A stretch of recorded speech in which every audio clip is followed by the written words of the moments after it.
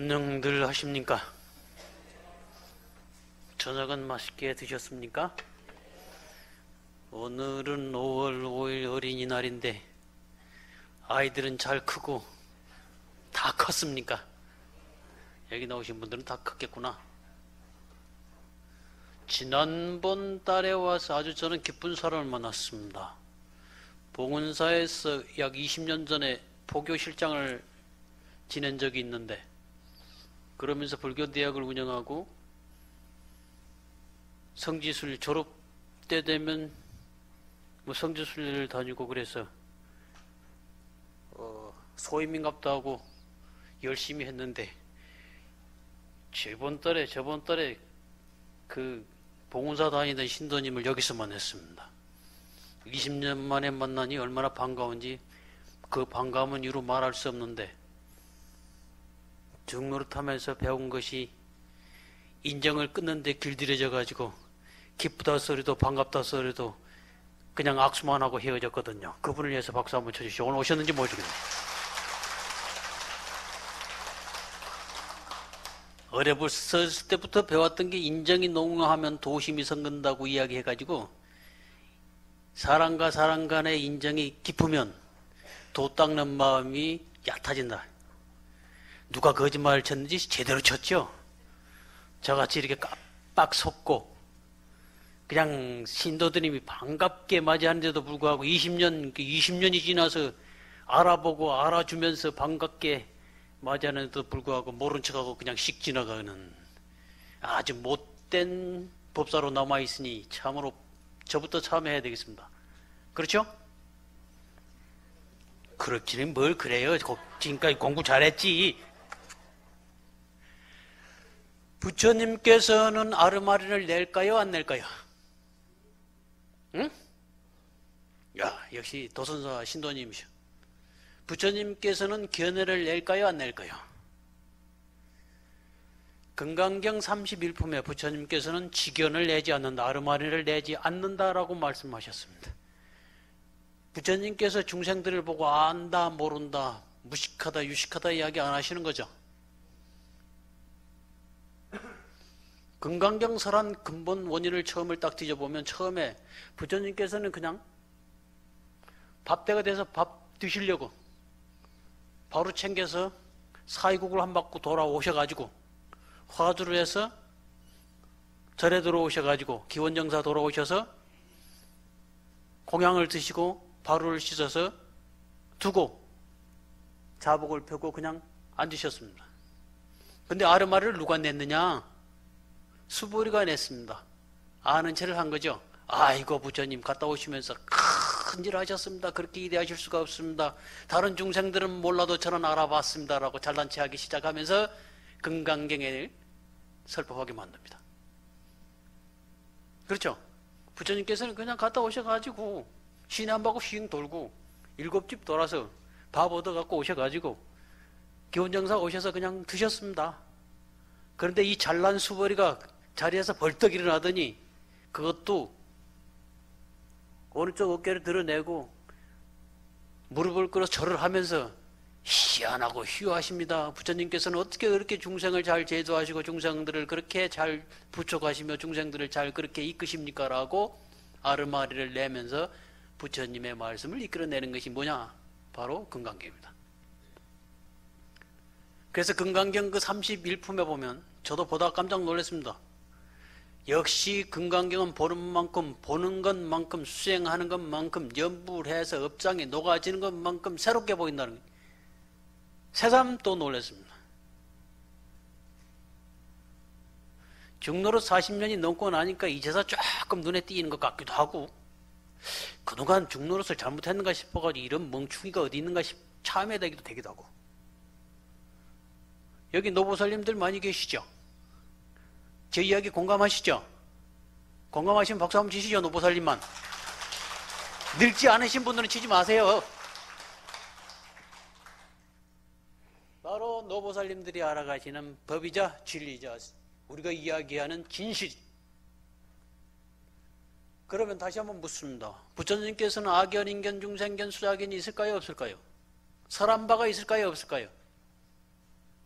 건강경 읽고 그냥 읽었다고 그냥 고개 흔들지 마시고, 건강경에서 그렇게 이야기하고 있으니까 없다라고 이야기하고, 없으니까 없다라고 말했고, 없다라고 말했으니까 우리도 그냥 따라서 뭔지 모르겠지만 그렇게 이야기하자 그러고 고개 흔들어서 없다라고 긍정하지 마시고. 왜 없냐? 알고 계세요? 알면 한번 읽어보시죠. 이 재밌는 법석에서 이 재밌는 이야기를 못하면 이 재밌는 법석이 되겠습니까?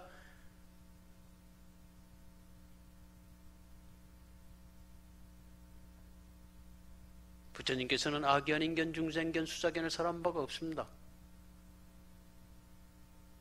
아상인상, 중생상, 수사상도 설한 바가 없습니다. 보살님 이름이 뭐세요?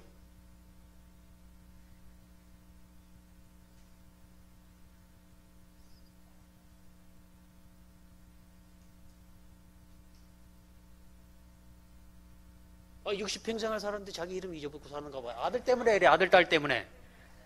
남편 때문에 잊어버리고. 누구 남편, 누구 아들, 누구 엄마. 보살님 성함이 어떻게 되세요? 다시 한번 묻습니다. 자기 이름 알고 계신 분? 아무도 없네. 보살님 이름 뭐세요?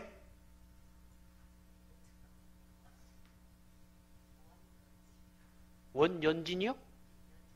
원연지. 제가 부처님 흉내를 한번 내볼게요. 원연지 보살님이 원래 원연지 보살님이 있어서 원연지 보살님이라고 불렀겠습니까? 원연지 보살님이 태어나니까 아버지가 이름을 지어가지고 원연지라고 부른 거죠? 자, 금강경 도리. 원연지 보살이 있어서 원연지 보살을 보고 원연지 보살이라고 이름했다? 땡. 그럼 부처님 법을 어떻게 설명해요? 부처님 법은 원래 없었어요. 누구도 설한 바가 없어. 아는 바가 없어. 이끄는 바가 없어요. 육바라밀 설한 적도 없고, 사상을 설한 적도 없고, 악견, 인견, 중생견, 사견을 설한 적도 없어요.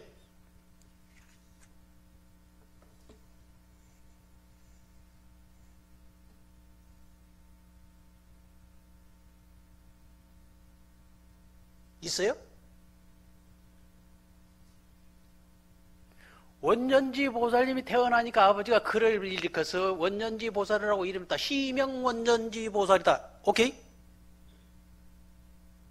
이해되세요? 이해 안 되신 분 박수 한번 쳐보세요. 맞네. 이해 안 되는데 박수 치라니까 엄청 많네. 이해되신 분 박수 치지 마세요. 이해 안 되신 분 박수 한번 쳐보세요. 아직도 모르고 계시는구나.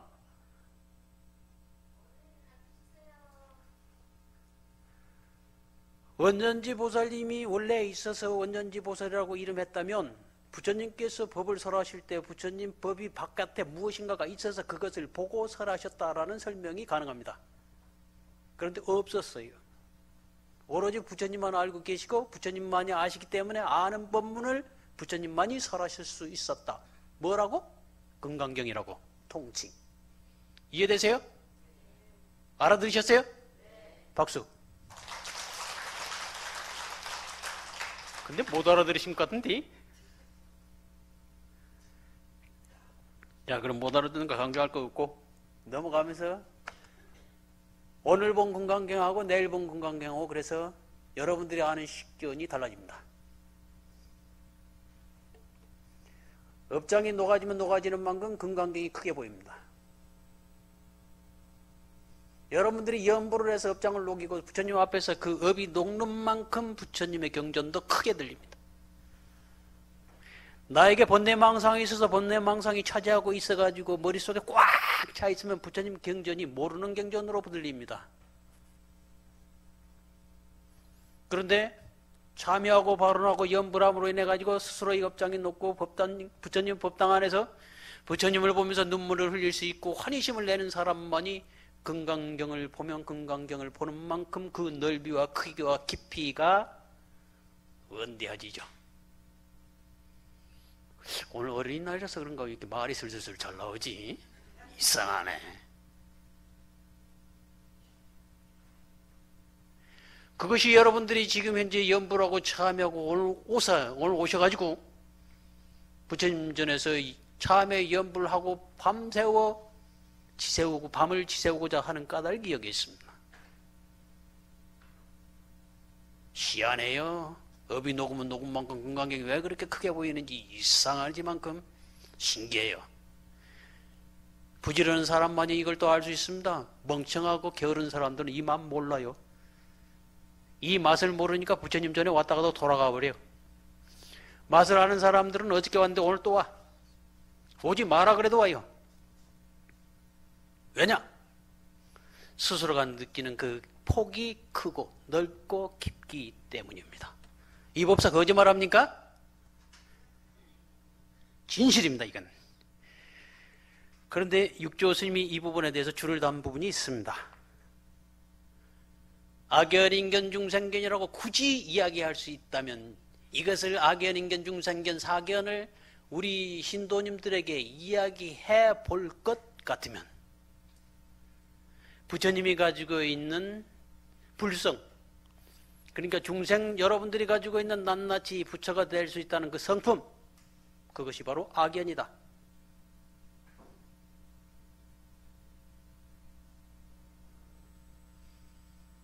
그 다음에 부처님이 가지고 있는 무루지성, 다시 말하면 물들지 아니하고 더럽지 아니하고 깨끗해. 쪽박 새듯이 쪽박이 깨져서 새지되지 새지 않고 번뇌망상이 없는 철저한 지혜 광명의 그 지혜, 지성, 이것을 인견이라고 그럽니다. 인견. 그럼 중생견은 뭐냐? 본무번뇌입니다. 본무번뇌. 부처님께서는 본래 번뇌가 없어요. 이것을 중생견이라고 이야기할 수 있다.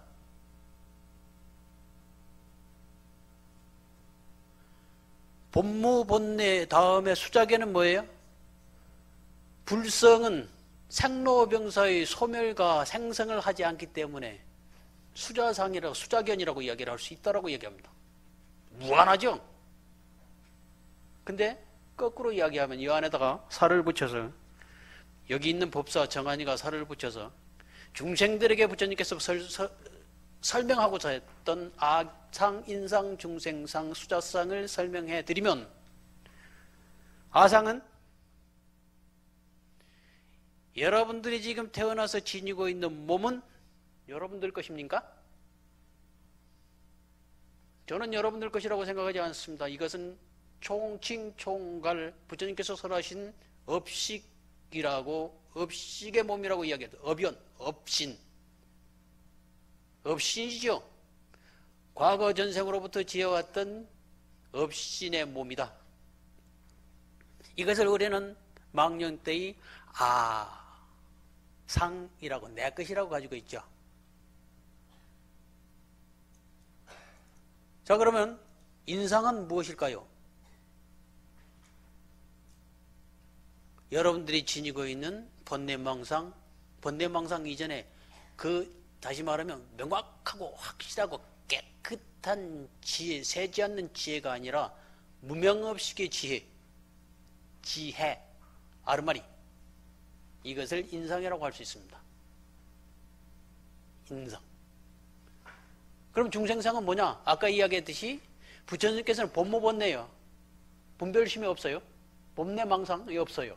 근데 중생에게는 희비분별망상이 있습니다. 이 번뇌망상이 곧 무엇이냐? 중생상입니다. 그럼 연결시켜서 수자상이라고 말할 수 있는 부분이 무엇이냐? 여러분들이 지니고 있는 이 업신은 생사거래가 있고 소멸과 생성이 있습니다. 그래서 한정이 있죠. 생멸이. 수명의 한정이 있어. 이것을 수자상이라고 얘기해요. 까닭에 여러분들에게 그 사상을 뛰어넘을 것 같으면 바로 부처의 열애요. 깨달음의 지혜요. 여러분들 역시도 부처가 될 수 있고 부처가 되어서 중생을 제도할 것이며 중생을 제도하는 그 모습이 바로 여러분의 참 모습일 것이다 라고 이야기를 하고 있습니다. 여기서 시를 하나 소개하겠습니다. 야부 도천 스님은 이 대목에 대해서 뭐라고 설명을 했느냐, 뭐라고 시를 붙였느냐. 이게 덕성 선자 스님의 화상의 시이기도 합니다만은 근래에 금강경 오가회를 편집하면서 야부 스님의 시로 도천 스님의 시로 올려놓은 게 있습니다. 천척사루 직가수 일파 제동 마음파수 야정수한 어불식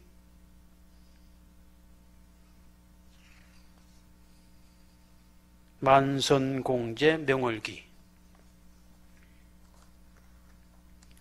무슨 말이냐?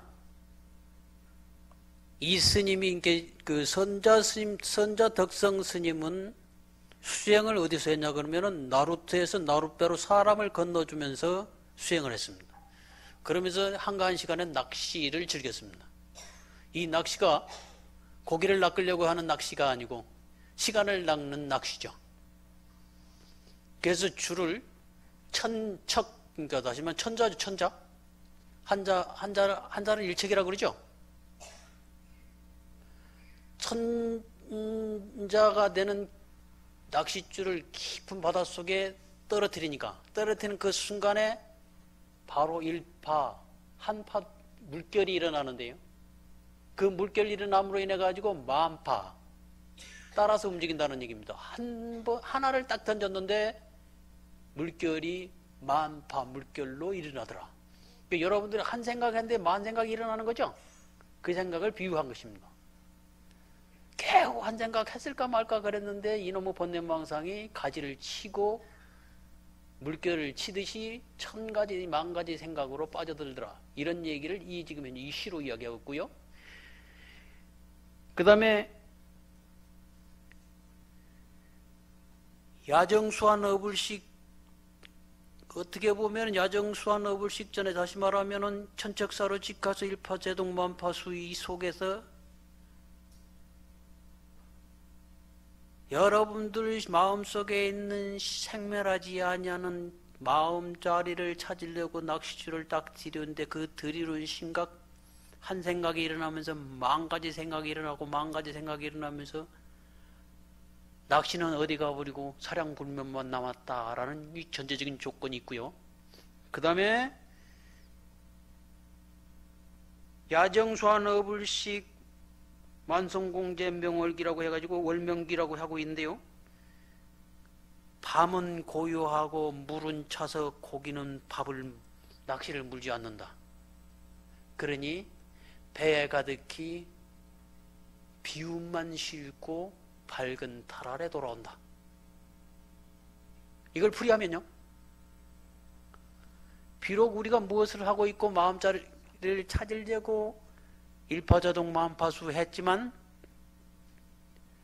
야정수한 어불식 밤은 고요하고 어떻게 보면 선정의 깊이가 깊어질수록 분별심은 사그라지고 망상은 없어지면서 어불식 고기는 다시 말하면 표현적인 자체 내에서는 고기가 먹기를 물지 않더라라고 되지만은 고기가 먹이를 먹지 않더라라는 표현 속에서 여러분들 스스로에게 되돌려보면 먹거리를 해결하고 난다면은 번뇌망상이 없어질 수도 있습니다. 어불식 고기가 물지 않는다라는 표현이 되어 있지만 여기서는 분별망상이라는 먹거리를 통해서 생기는 분별망상이 없어짐으로 인해 가지고 마음이 더욱더 고요해지고 분위기는 더욱더 아련하고 선정은 더욱더 깊어지더라는 표현으로 갈 수 있습니다. 그러면 어떻게 돼요? 빈배에 가득히 허공만 싣고 아직 고기를 안 잡았는데 채울 수는 없죠. 그 공이라는 표현은 우리는 선정과 삼매로 표현할 수가 있습니다. 이 천적사로 직가서는 여러분들이 연불을 어디서 하냐 그러면 제사 지낼 때 장암연불로 선사의 시가 장암연불화돼서 연불하실 때 울프는 시입니다. 이게 다시 한번 집에 가서 곱씹어서 찾아보십시오. 마음자를 이야기하고 이것을 설명을 다시 한다면 제가 은유적으로 표현을 한다면요 원래 고요하고 깊은 마음 바다에 한 생각이 일어나니 만 가지 생각이 번거롭다. 마음을 고요히 하여 갈등과 번민이 없으니 그대로의 공으로 밝은 지혜가 돌아왔다. 제가 은유에서 풀었습니다. 법회 마치겠습니다. 건강하십시오. 오늘 법사 스님께서 금강경의 사성에 관해서 깊은 법문